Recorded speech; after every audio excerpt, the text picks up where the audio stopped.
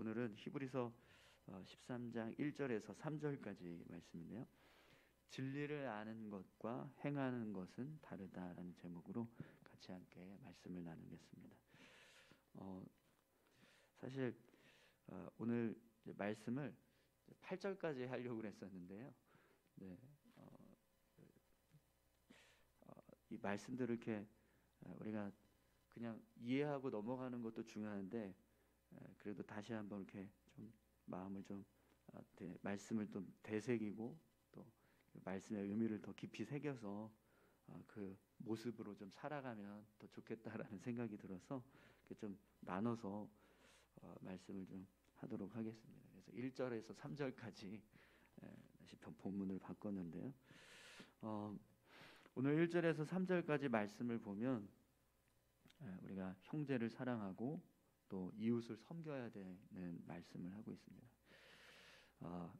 히브리서 기자가 지금 이제 1장에서부터 13장까지 계속해서 말씀하는 이 말씀의 의도는 우리가 그리스도를 믿는 예수 그리스도를 믿는 믿음을 가지고 신앙을 지켜가고 있는데 이 신앙이 흔들리지 않도록 더 굳건하게 세워서 우리가 과거의 어떤 이제 유대교를 믿었던 그런 과거의 신앙으로 돌아가지 말고 현재 우리가 가지고 있는 이 신앙을 꼭 붙들어라.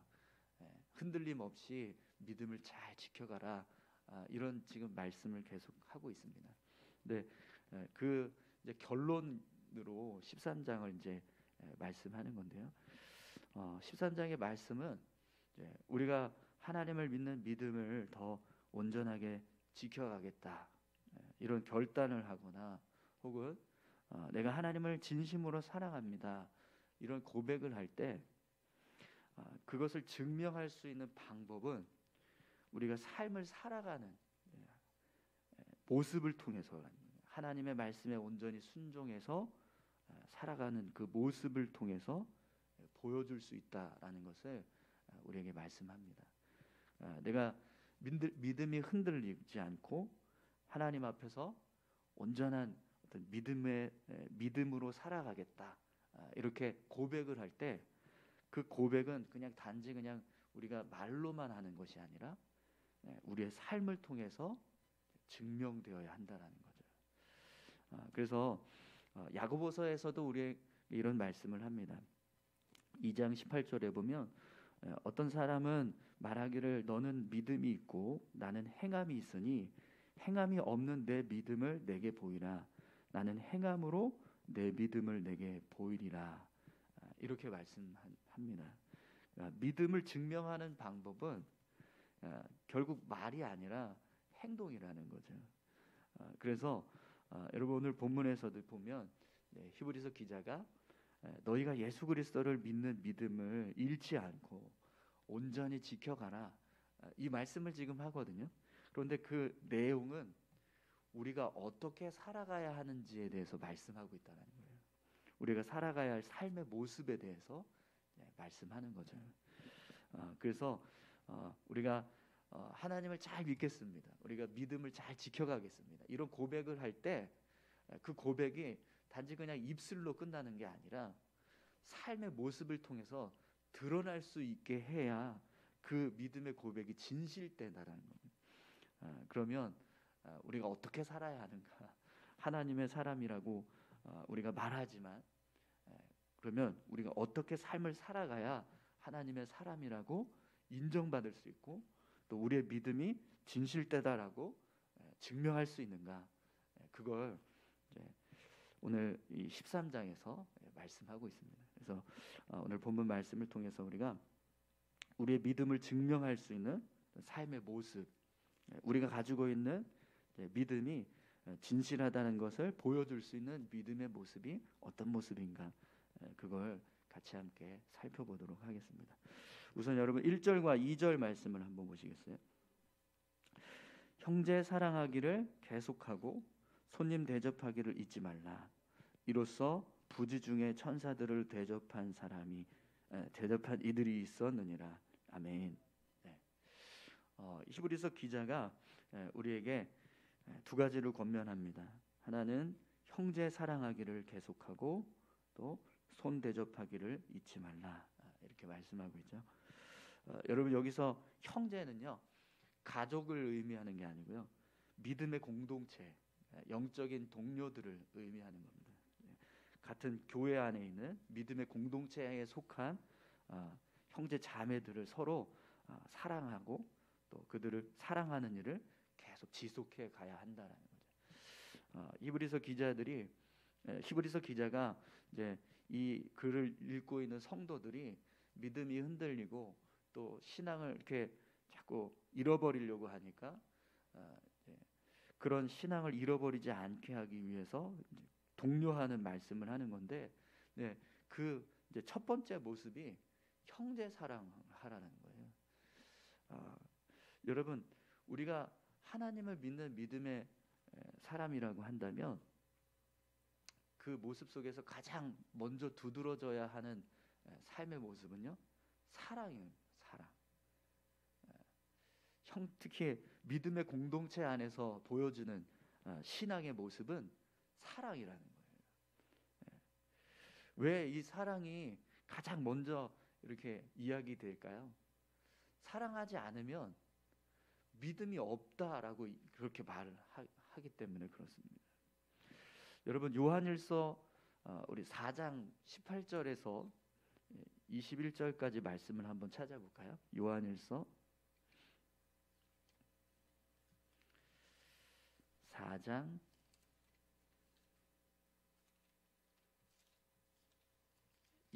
18절에서 21절까지 말씀입니다. 한번 같이 읽겠습니다. 사랑 안에 두려움이 없고 온전한 사랑이 두려움을 내쫓나니 두려움에는 형벌이 있습니다. 두려워하는 자는 사랑 안에서 온전히 이루지 못하였느니라. 우리가 사랑함은 그가 먼저 우리를 사랑하셨습니다. 누구든지 하나님을 사랑하노라 하고 그 형제를 미워하면 이는 거짓말하는 자니 보는 바 그 형제를 사랑하지 아니하는 자는 보지 못하는 바 하나님을 사랑할 수 없느니라. 우리가 이 계명을 주께 받았나니 하나님을 사랑하는 자는 또한 그 형제를 사랑할지니라. 아멘. 형제를 사랑하지 못하는 사람은요 하나님을 믿는 사람이 아니라는 겁니다. 왜 그러냐면 우리가 하나님을 사랑한다고 하는데 그런데 그것을 진짜로 보여주는 그 사랑, 하나님을 사랑하는 그 사랑을 증명할 수 있는 그 모습이 뭐냐면 형제 사랑이라는 거예요. 그런데 그 형제를 사랑하지 못한다는 건 결국에는 보이지 않는 하나님도 사랑할 수 없는 모습이라는 거죠. 거짓말하는 거다 이렇게 이야기하잖아요. 그렇기 때문에 그만큼 형제를 사랑하는 것이 우리 믿음의 모습 가운데 가장 먼저 두드러져야 하는, 하나님을 사랑합니다, 우리가 예수님을 믿습니다라고 할 때 그 믿음의 어떤 증명할 수 있는 가장 두드러지는 모습은 형제 사랑이라는 겁니다. 여러분 오늘 저와 여러분들이 형제를 사랑하는 그런 믿음의 모습이 있기를 소망합니다. 어떻게 사랑해야 될까요? 예수님께서 그런 말씀하시잖아요. 우리가 형제를 향해서 나가라 이렇게 이런 바보 같은 일이라고 이렇게 말하는 것조차 살인하는 것이다 이렇게 말씀하셨잖아요. 그냥 우리가 어떤 내가 가지고 있는 어떤 마음과 다르다는 거예요. 나와 같이 이렇게 공동체 안에서 믿음의 교제를 이루고 또 신앙을 이루어 가는데 다름이 있습니다. 내가 생각하는 것과 다르게 말하거나 내가 행동하는 것과 다르게 행동할 때가 있어요. 근데 그때 그냥 내 감정에 의해서 왜 저렇게 하지? 이러면서 한마디 툭 던지는 거. 그것조차도 우리 모습 안에 그 미워하는 마음을 품게 된다는 거예요.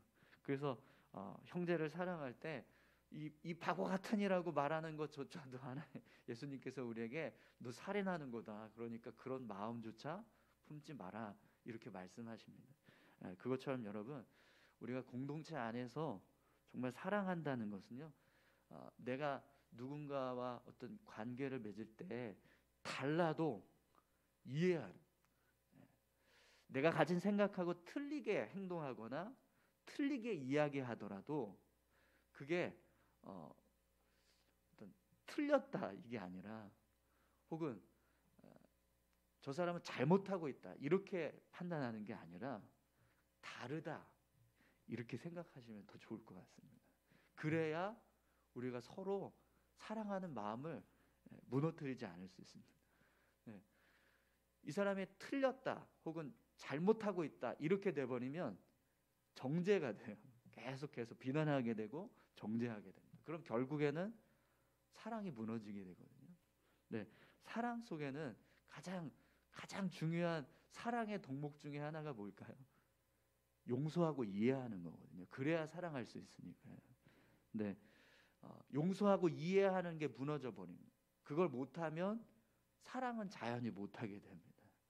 네, 오늘 저와 여러분들이요, 우리 믿음의 공동체 안에서 용서하고 이해하셔서 사랑할 수 있기를 소망합니다.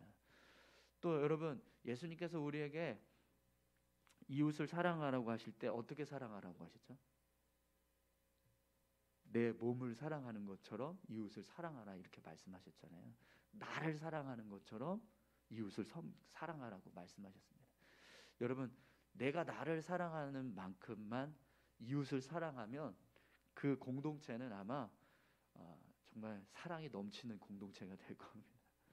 오늘 우리 교회 안에도 그런 모습이 있었으면 좋겠습니다.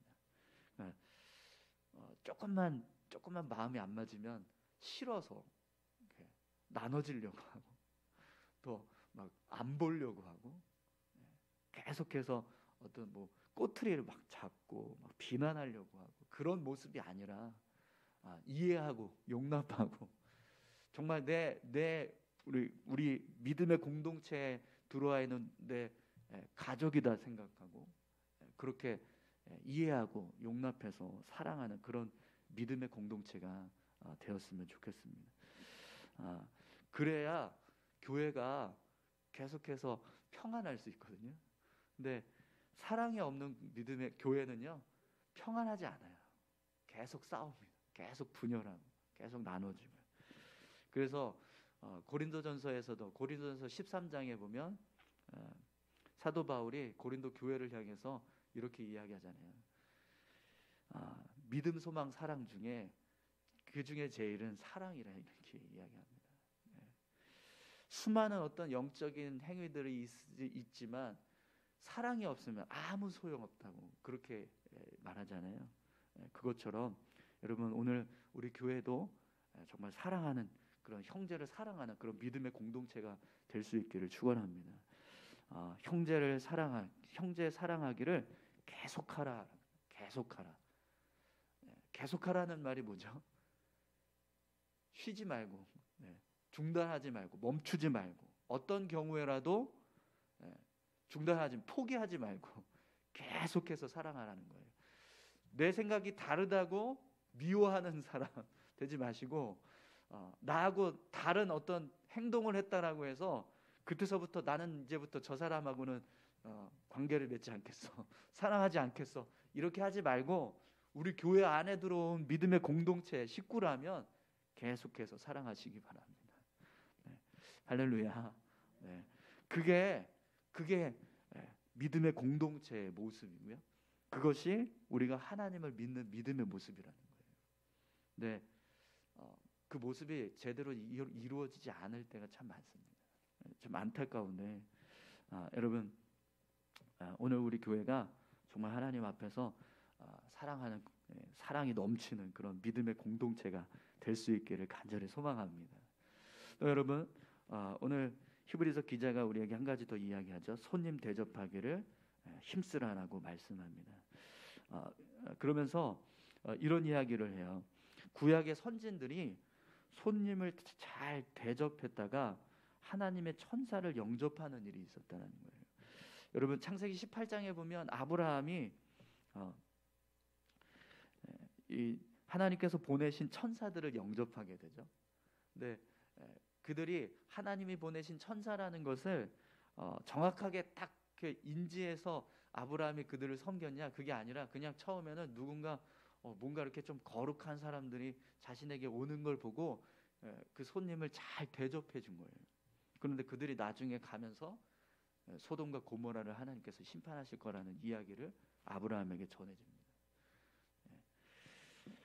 아브라함은요, 자신에게 온 손님을 대접했는데 그들이 하나님께서 보낸 천사였던 겁니다.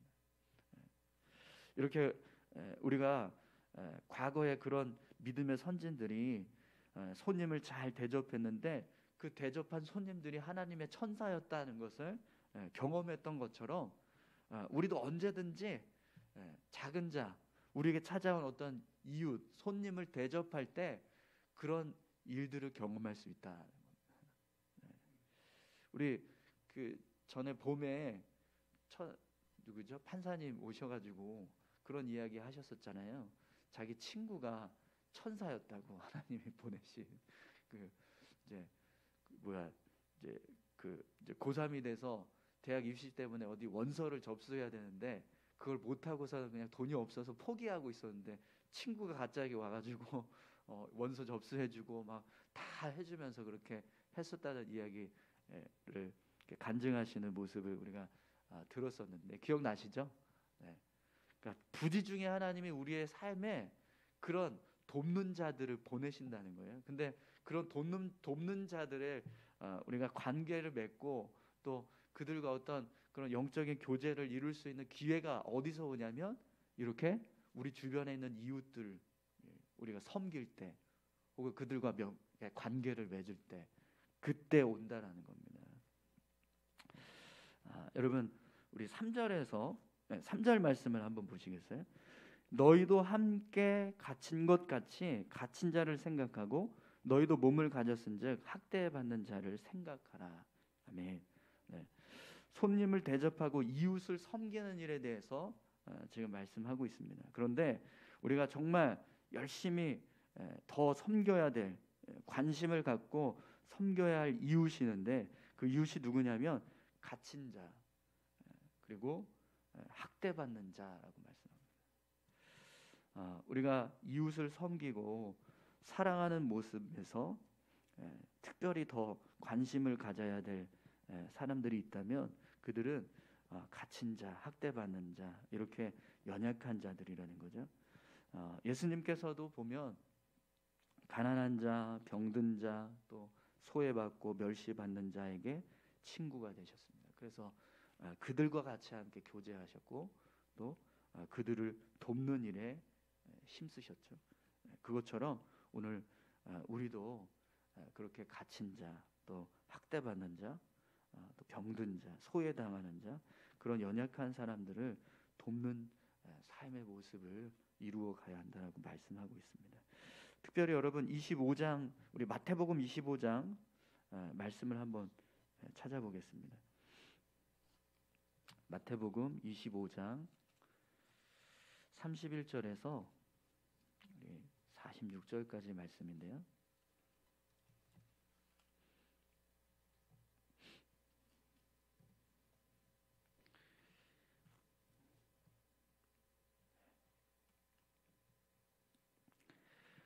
양과 염소 비유인데요.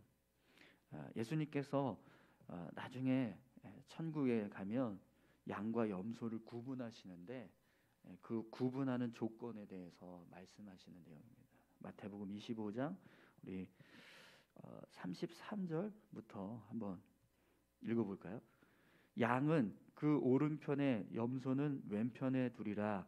그때 임금이 그 오른편에 있는 자들에게 이르시되 내 아버지께 복받을 자들이여 나와 창세로부터 너희를 위하여 예비된 나라를 상속받으라. 내가 줄일 때에 너희가 먹을 것을 주었고 목마를 때에 마시게 하였고 나그네 되었을 때에 영접하였고 헐벗었을 때에 옷을 입혔고 병들었을 때에 돌보았고 옥에 갇혔을 때에 와서 보았느니라. 이에 의인들이 대답하여 이르되 주여 우리가 어느 때에 주께서 줄이신 것을 보고 음식을 대접하였으며 목마르신 것을 보고 마시게 하였나이까?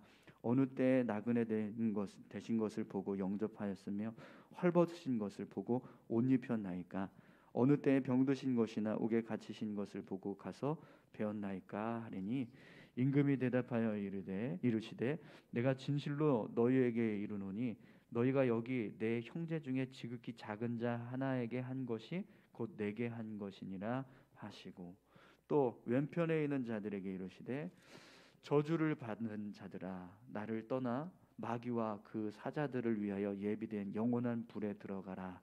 내가 줄일 때에 너희가 먹을 것을 주지 아니하였고 목마를 때에 마시게 하지 아니하였고 나그네 되었을 때 영접하지 아니하였고 헐벗었을 때 옷 입히지 아니하였고 병들었을 때와 옥에 갇혔을 때 돌보지 아니하였느니라 하시니, 그들도 대답하여 이르되 주여 우리가 어느 때에 주께서 줄이신 것이나 목마르신 것이나 나그네 되신 것이나 헐벗으신 것이나 병드신 것이나 옥에 갇히신 것을 보고 공양하지 아니하더이까.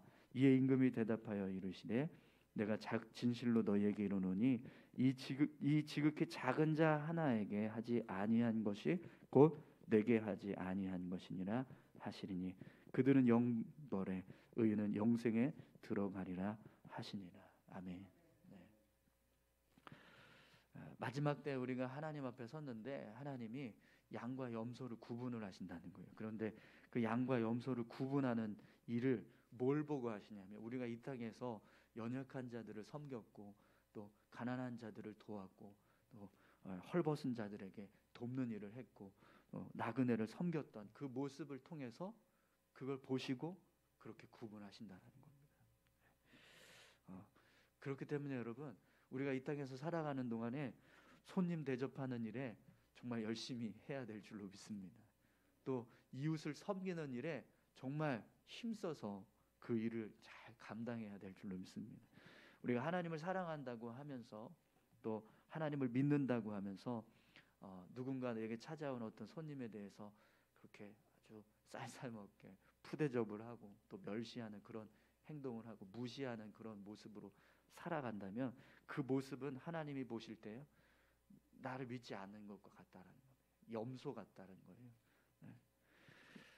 우리가 이웃을 섬기지 않고 가난한 자 또 소외된 사람들, 병든 사람들을 돌보는 일에 대해서 관심을 갖지 않고 그걸 소홀히 하는 삶을 살아간다면 그 모습이 하나님 보실 때는요 염소 같다는 겁니다. 우리 교회가 저는 양의 무리에 속한 믿음의 공동체들이 세워지는 그런 교회가 되기를 소망합니다. 수많은 교회들이 있습니다. 수많은 교회들이 있는데 교회들 중에 어떤 교회는요 이렇게 양의 무리에 속해서 정말 연약한 사람들을 섬기고 또 소외된 이웃을 위해서 섬기고 가난한 자들을 돕고 또 나그네를 섬기는 일을 힘쓰는 교회가 있을 겁니다. 또 반대로요, 어떤 교회는 그렇게 이런 나그네나 또 연약한 자, 소외된 이웃, 가난한 사람들을 관심 갖지 않고 돌보지 않는 그런 교회도 있을 거예요. 그렇지 않겠습니까? 오늘 우리 교회는 이런 일에 힘쓸 수 있는 교회가 되었으면 좋겠습니다. 오늘 우리는 이런 삶을 살아갈 수 있기를 소망합니다. 그것이 우리가 하나님을 믿는 믿음의 모습이라고 오늘 히브리서 기자가 우리에게 말씀하고 있습니다. 여러분, 가난한 자, 병든 자, 또 소외된 자, 연약한 자, 갇힌 자, 학대받는 자, 그들을 섬기시는 그런 귀한 믿음의 삶을 살아가시기 바랍니다. 말씀을 마칠까요? 형제 사랑하기를 계속하십시오. 손님을 잘 대접하시기 바랍니다. 특별히 이웃을 섬길 때 연약한 자, 소외된 자, 그들을 섬기시기를 소망합니다. 여러분, 정말 우리 주변에 보면 많은 어려운 사람들이 많이 있습니다. 그들을 우리가 관심 갖고 또 섬겨줄 수 있는 그런 믿음의 모습들이 있기를 소망합니다. 우리 다 같이 함께 기도할까요? 하나님, 우리가 이런 믿음의 사람 될 수 있게 해달라고, 이렇게 우리가 살아갈 수 있게 해달라고 같이 함께 기도하셨으면 좋겠습니다. 함께 기도하시겠습니다. 아버지 하나님, 감사합니다. 형제를 사랑하라고 말씀하시는데 때로는 우리 안에